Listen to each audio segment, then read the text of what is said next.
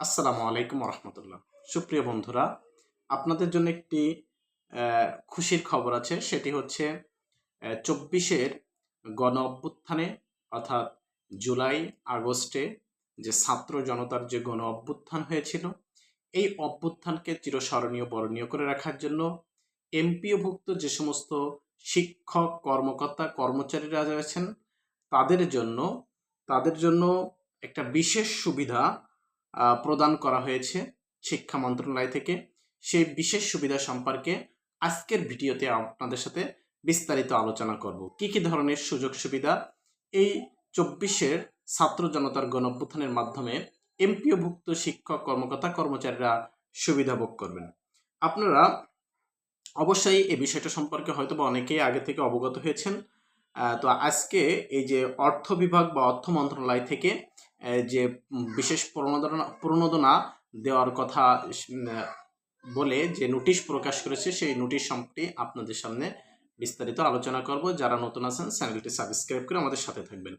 এখানে গণপ্রজাতন্ত্রী বাংলাদেশ সরকার অর্থ বিভাগ, অর্থ মন্ত্রণালয় থেকে একটি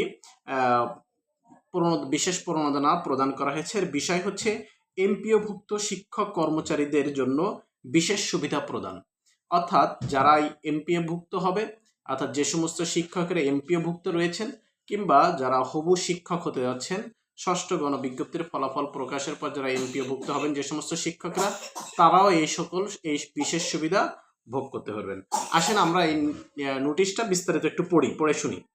বলা হয়েছে, উপযুক্ত বিষয় নির্দেশক্রমে জানানো যাচ্ছে যে এমপিওভুক্ত বেসরকারি শিক্ষা প্রতিষ্ঠান, বেসরকারি মাদ্রাসা ও বেসরকারি কারিগরি শিক্ষা প্রতিষ্ঠানে কর্মরত জাতীয় বেতন স্কেলে তুলনীয় গ্রেড নবম হতে তদূর্ধ্ব গ্রেড অন্তর্ভুক্ত শিক্ষক কর্মচারীগণ আগামী ১ জুলাই ২০২৫ তারিখ হতে প্রতি বছর ও ১ জুলাই তারিখের প্রাপ্য মূল্য বেতনের 10% হারে এবং দশম গ্রেড হতে তদনীন্তন গ্রেডে অন্তর্ভুক্ত শিক্ষক কর্মচারীগণ আগামী ১ জুলাই ২০২৫ তারিখ হতে প্রতি বছর ১ জুলাই তারিখের প্রাপ্য মূল্যের বেতনের 15% হারে বিশেষ প্রণোদনা পাবেন। এখন বিষয়টা এখানে বলেছে কি? বলেছে হচ্ছে অর্থাৎ আগামী বছর থেকে প্রতি জুলাই মাসের ১ তারিখে আপনাদের যে বেতন আসবে, ওই বেতনের উপর 15% করে আপনাদেরকে বিশেষ সুবিধা প্রণোদনা দেওয়া হবে। অর্থাৎ এই বিশেষ সুবিধা প্রণোদনা কারা পাবে?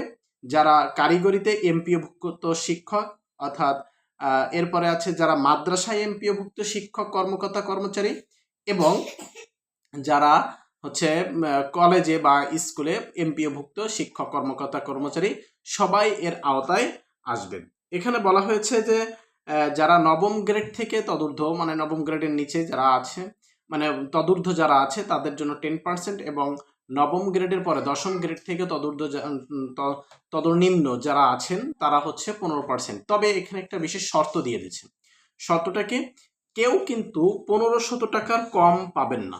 অর্থাৎ প্রতি বছর জুলাই মাসে প্রত্যেক এমপিওভুক্ত কর্মকর্তা, কর্মচারীরা ১৫০০ টাকার কম কেউ এই বিশেষ সুবিধা বা এককালীন, ধরেন আপনারা এটা একটা ভাতাও ধরতে পারেন, এই এককালীন ভাতাটা আপনারা কেউ ১৫০০ টাকার কম পাবেন না। তো আসলে ছাত্র জনতার গণ অভ্যুত্থানের মধ্য দিয়েই এই এমপিওভুক্ত শিক্ষক, কর্মকর্তা, কর্মচারীদের জন্য এই বিশেষ একটা সুযোগ এসেছে। আপনারা অবশ্যই এটা আপনাদের জন্য অত্যন্ত সুখবর। ধন্যবাদ সবাইকে।